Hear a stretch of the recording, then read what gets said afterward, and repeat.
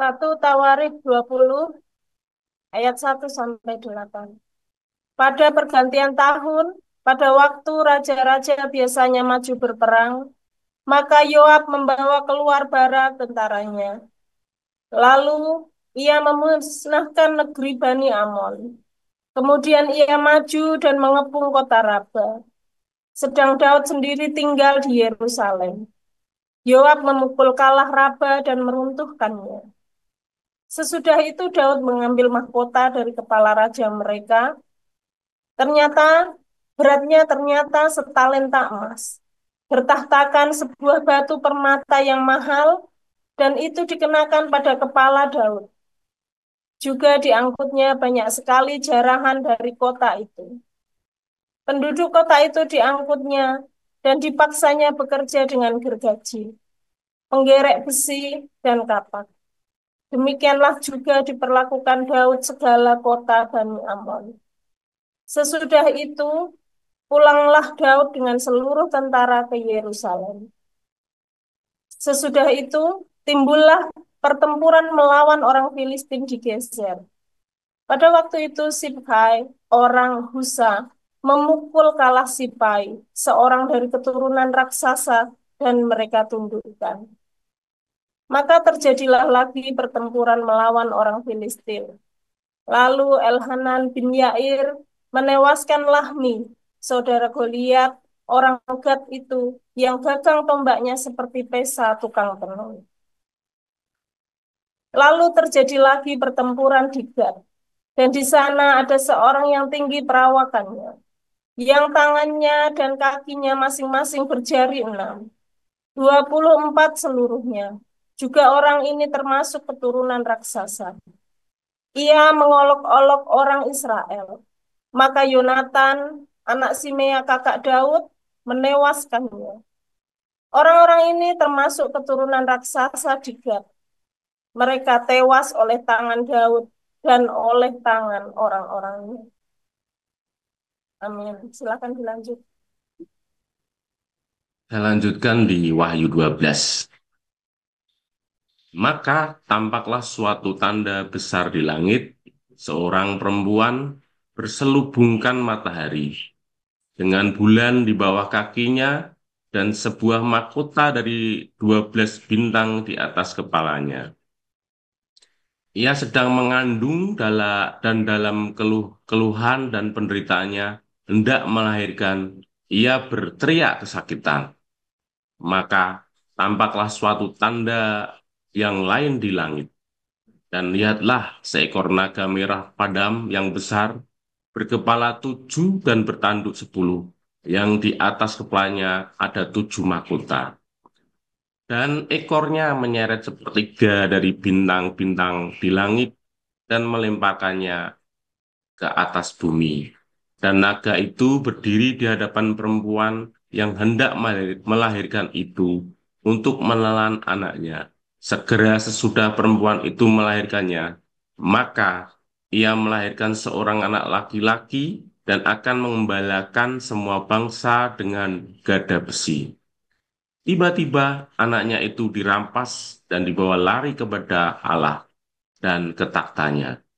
Perempuan itu lari ke padang gurun di mana telah disediakan suatu tempat baginya oleh Allah, supaya ia dipelihara di situ 1260 hari lamanya. Maka timbullah peperangan di surga. Mikael dan malaikat-malaikatnya berperang melawan naga itu, dan naga itu dibantu oleh malaikat-malaikatnya. Tetapi mereka tidak dapat bertahan, mereka tidak mendapat tempat lagi di surga. Dan naga besar itu, si ular tua yang disebut iblis atau Satan, yang menyesatkan seluruh dunia, dilemparkan ke bawah. Ia dilemparkan ke bumi bersama-sama dengan malaikat-malaikatnya. Dan aku mendengar suara yang nyaring di surga berkata, sekarang telah tiba keselamatan dan kuasa dan pemerintahan Allah kita dan kekuasaan Dia yang diurapannya. Karena telah dilemparkan ke bawah pendakwah saudara-saudara kita. yang mendakwah mereka siang dan malam di hadapan Allah kita. Dan mereka mengalahkan dia oleh darah anak domba, oleh perkataan kesaksian mereka, karena mereka tidak mengasihi nyawa mereka sampai ke dalam maut. Karena itu, bersukacitalah, hai surga, dan hai kamu sekalian yang diam di dalamnya. Celakalah kamu, hai bumi dan laut, karena iblis telah turun kepadamu dalam geramnya yang dahsyat. Karena itu, karena ia tahu bahwa waktunya sudah singkat. Dan ketika naga itu sadar bahwa ia telah dilemparkan di atas bumi, ia memburu perempuan yang melahirkan anak laki-laki itu. Kepada perempuan itu diberikan kedua sayap dari burung nasar yang besar, supaya ia terbang ke tempat di padang gurun, di mana ia dipelihara jauh dari tempat ular itu selama 1 masa, 2 masa, dan setengah masa. Lalu ular itu menyemburkan dari mulutnya air sebesar sungai ke arah perempuan itu, supaya ia dihanyutkan sungai itu.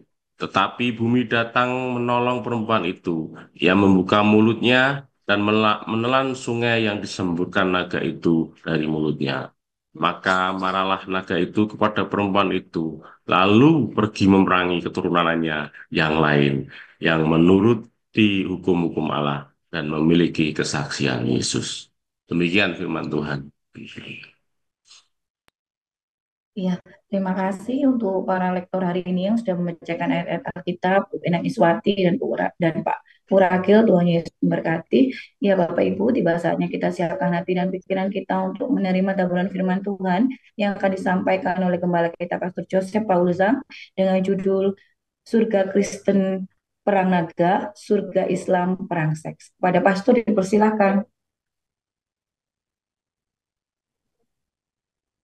Haleluya, luar biasa. Judulnya salah. Surga Kristen Perang Naga, Surga Islam Pesta Seks.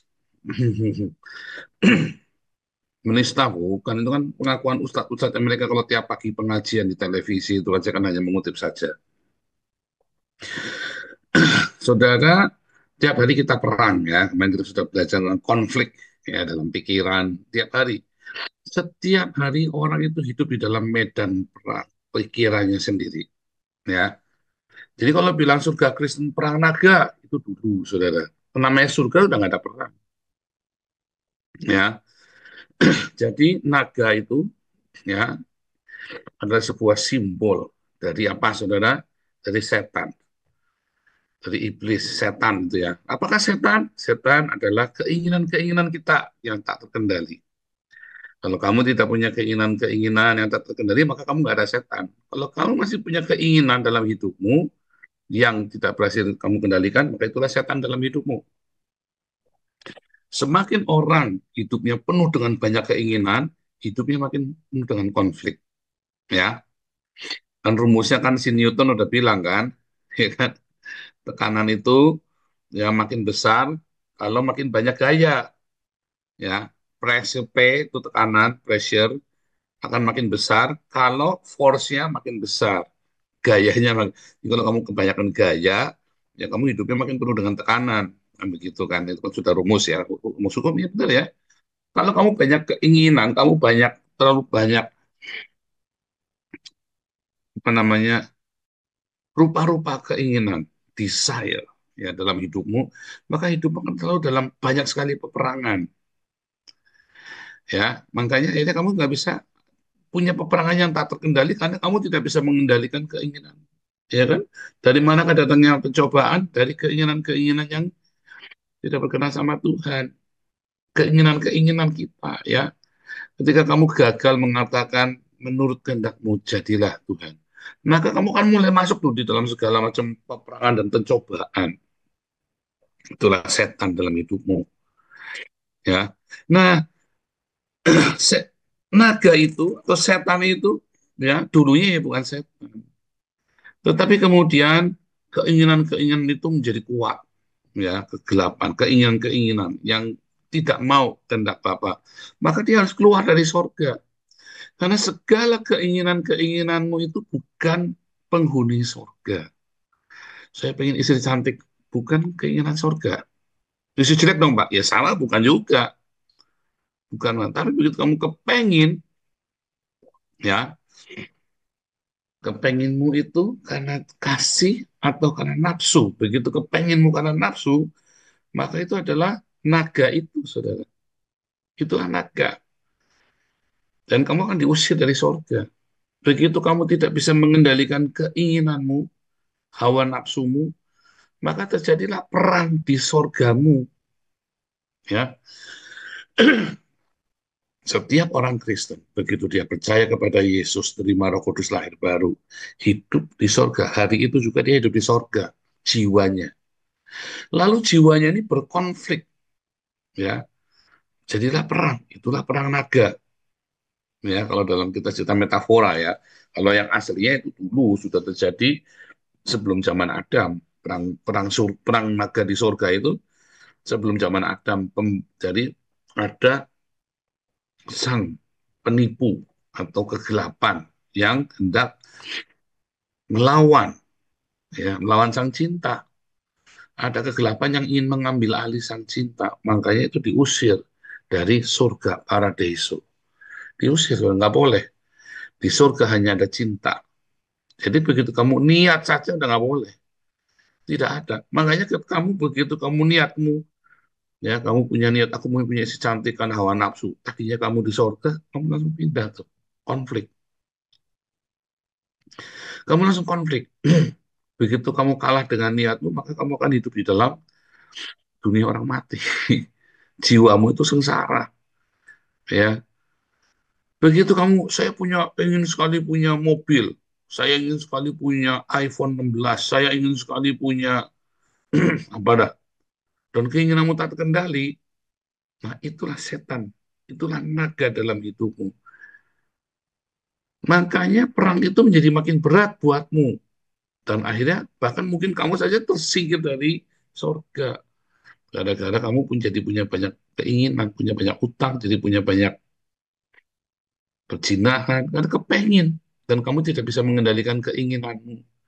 Karena kamu tidak menyerahkan kepada Bapa, kehendakmu yang jadi Bapa. Tuhan Yesus ajari kita, kehendakmu yang jadi di bumi seperti surga. Tapi kamu mau kehendakmu yang jadi, maka jadilah konflik itu, jadi perang itu. Perang itu tidak akan selesai. Tidak akan selesai sampai kamu bisa berkata, kehendakmu yang jadi Bapa. Begitu kamu berkata kehendakmu yang jadi Bapa, maka kamu menang perang. Begitu kamu tidak bisa berkata kehendakmu yang jadi, kamu akan hidup dalam satu masalah kepada masalah yang lain, perang konflik dalam hidupmu terus. Akhirnya kamu jadi mualaf. Karena kamu ngelihat mualaf itu, kalau kamu jadi mualaf kan kamu dapat pekerjaan, dikasih kerjaan kayak Yusuf Hamka itu, kasih proyek. Ya, kamu boleh poligami, kamu boleh kawin cerai. Kalau kamu jadi mualaf, kamu kan boleh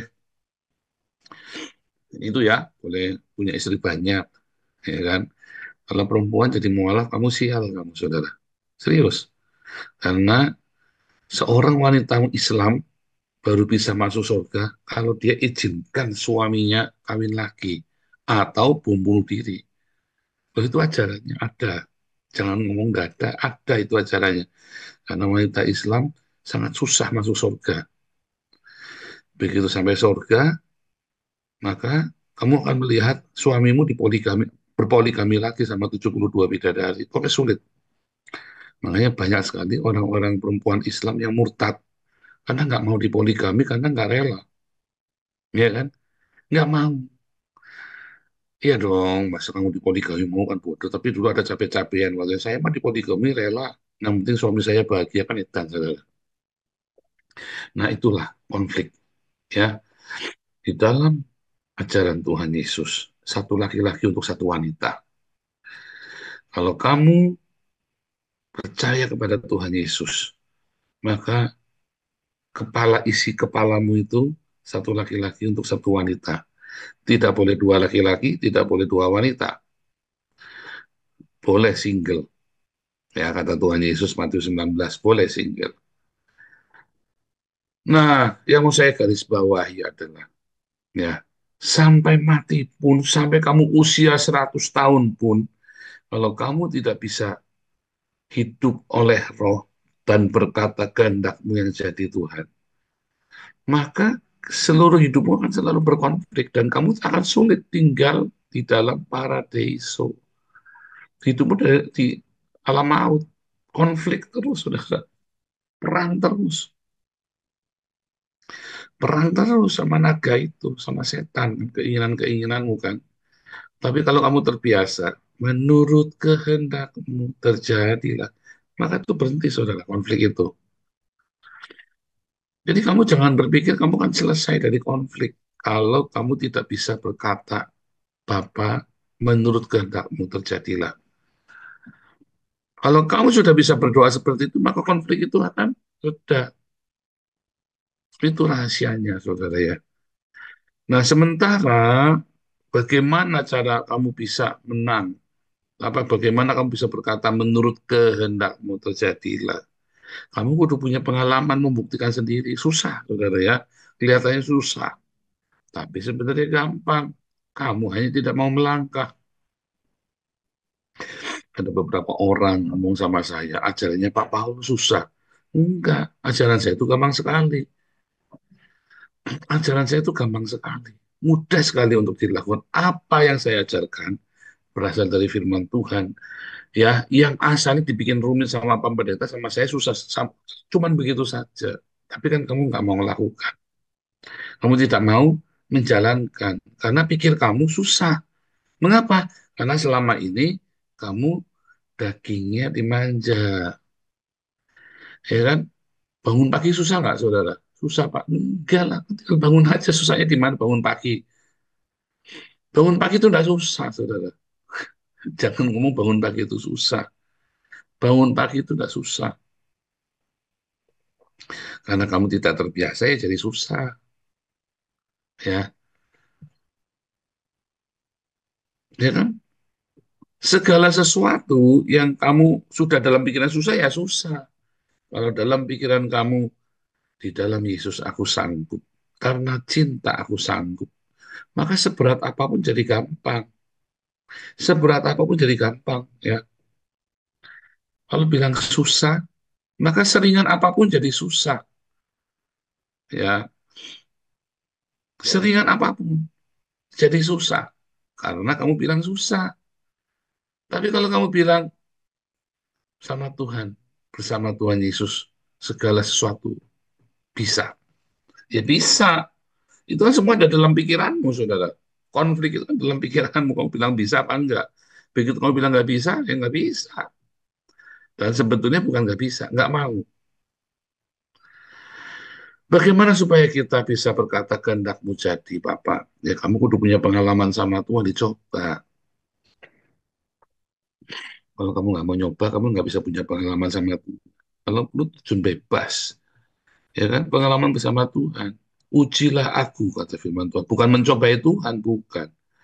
Mencobai Tuhan itu, kamu gajinya cuma 10 juta, kamu nyicil Toyota Alfa tahun 2025 terbaru yang cicilannya kayak 15 juta sebulan. Itu namanya kamu mencobai Tuhan. Tetapi menguji Tuhan, kamu nggak punya uang malam ini. Besok anak sekolah, jangan utang. Berdoa, Tuhan ini sudah jam 11, saya mau cari uang di mana? Jangan utang, besok anak sekolah harus bayar. Bilang, kehendakmu yang terjadi Bapak. Berani coba gitu, harus berani. Saya belajar ya di Belanda ya, anak saya sekolah. Dulu belum warga negara, status saja belum jelas saya waktu itu ya, masih tunggu. Dokumennya masih dokumen tunggu. Anak saya sudah gelisah, ya, umur 19 tahun, nggak sekolah. Kan tertunda setahun waktu itu. Ya, 18 tahun, sorry ya, 18 tahun. Baru ulang tahun umur 18 itu ya, Februari 2019, saya ingat sekali. Terus kita berdoa, ya Tuhan kehendakmu yang jadi. Kita kalau mau bayar bisa langsung sekolah ya. Tapi uangnya dari mana? Bisa nggak kita utang? Bisa.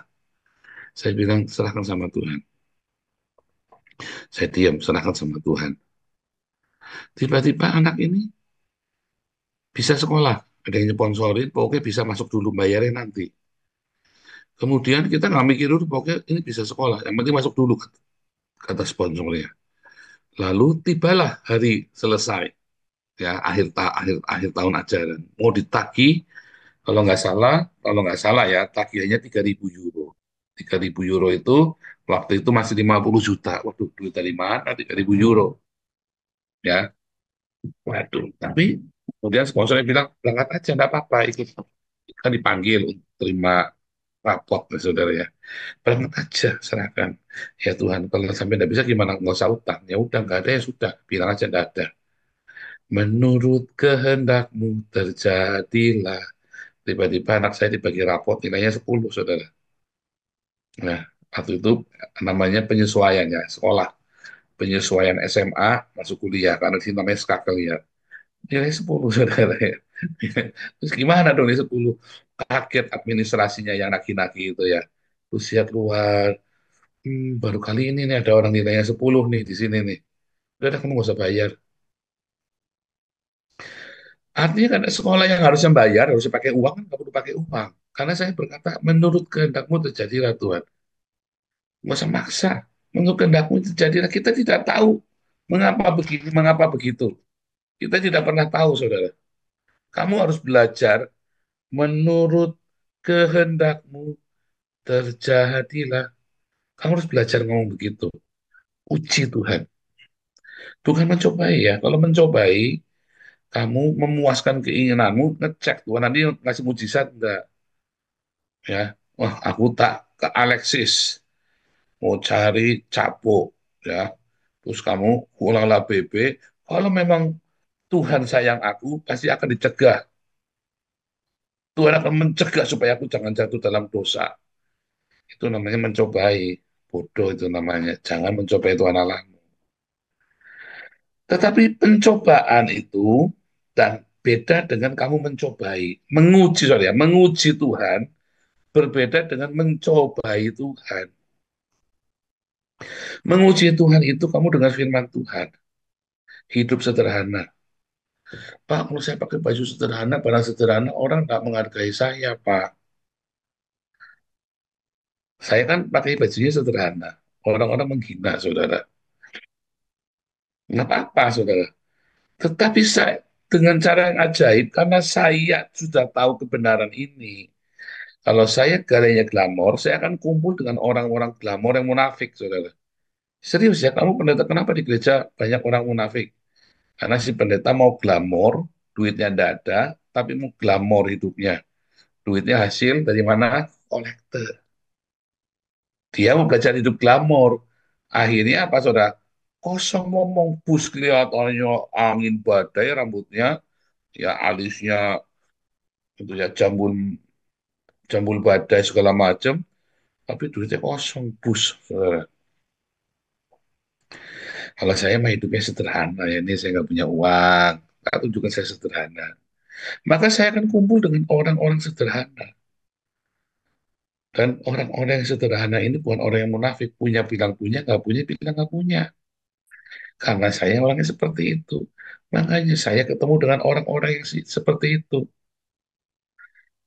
Ya kan? Nah kalau kamu terbiasa hidup dengan kemewahan, dengan penampilan, ya maka kamu akan kumpul dengan orang-orang yang seperti itu. Sak pendeta netizen begitu kamu ketemunya.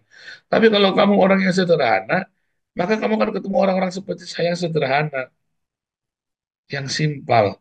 Sehingga kamu nggak tergoda untuk pamer. Gitu, itu rumus. Kamu uji, ya, ujilah Tuhan katanya. Diuji saja kalau kamu tidak percaya. Ya, tidak perlu kamu pamer harta kekayaan, tidak perlu kamu bermewah-mewah hidupnya, tidak perlu kamu hidup dengan gaya-gaya. Hidup sederhana saja, kamu akan ketemu dengan orang sederhana. Orang kere enggak? Enggak. Orang sederhana itu bukan orang kere, saudara. Tapi orang-orang yang punya uang, namun dia tahu bagaimana cara mengelola uangnya dengan bijaksana. Nanti kamu akan seperti itu. Bukan orang-orang yang gaya-gaya ya selangit, tapi duitnya bus semua, saudara, utang semua, ya, tiap akhir bulan kamu telepon, pasti nggak diangkat, karena dikira tukang debt collector. Handphonenya tiap akhir bulan mati, saudara ya. Nanti kira debt kolektor kalau ditagih ya tiap akhir bulan sampai heran kenapa tiap awal bulan selalu di luar kota ya. Ternyata awal bulan tagihannya banyak sehingga selalu menghindar. Gitu saudara ya. Kamu harus belajar sederhanakan hidupmu, memadankan dengan apa yang ada. Ujilah firman Tuhan. Kamu akan banyak berdiakonia, bersedekah. Ujilah firman Tuhan. Kamu mau hidup dengan pengampunan. Ujilah firman Tuhan. Buktikan. Buktikan. Ya, jangan kamu cuma dengar, oh iya teori. Jangan. Memang itu teori, tapi kamu lakukan. Karena itu gampang. Kamu cuma dilakukan. Mengucap syukur. Coba kamu lakukan. Ujilah firman Tuhan. Itu, saudara. Kalau kamu sudah uji, ternyata benar. Terus kamu lakukan, lama-lama kamu penuh dengan Roh Kudus. Lama-lama kamu fasih. Lama-lama menurut kehendakmu terjadilah, bukan cuma sekedar nyanyian. Kamu benar-benar menurut kehendak Bapa. Lama-lama apa, saudara? Lama-lama kamu menjadi pemenang dalam segala pikiranmu. Begitu melihat, cuman gitu aja. Cuman gitu aja. Hidupmu selalu berkemenangan. Ya, segala keinginan setan-setan itu semua kamu nggak perlu perang yang gila-gilaan, kata Koden cuma disenyumin. Bahkan kamu difitnah saja, kamu cuma senyum saja. Kenapa? Karena kamu selalu melekat dengan hati Sang Bapa. Apapun yang kamu minta dan doakan akan dikabulkan. Saat itulah semua doamu itu bilang A ya A, bilang B ya B. Jadi, saudara. Ya, mau bernubuat, kamu ya berdoa. Jadi, karena kamu tahu hatinya Bapa. Karena kamu melekat. Karena kamu hidup bersama dengan Bapa. Itu simpel sekali ya. Bukan simpel. Yang buat sulit apa? Karena kamu nggak mau nguji. Kamu maunya mencobai Tuhan. Kamu maunya mencobai, bukannya menguji. Itu kan simpel sekali kan. Tahu bedanya mencobai dan menguji tadi ya. Sudah saya jelaskan. Kamu maunya mencobai. Kamu disuruh menguji Tuhan, bukan mencobai Tuhan. Ya, Tuhan Yesus memberkati.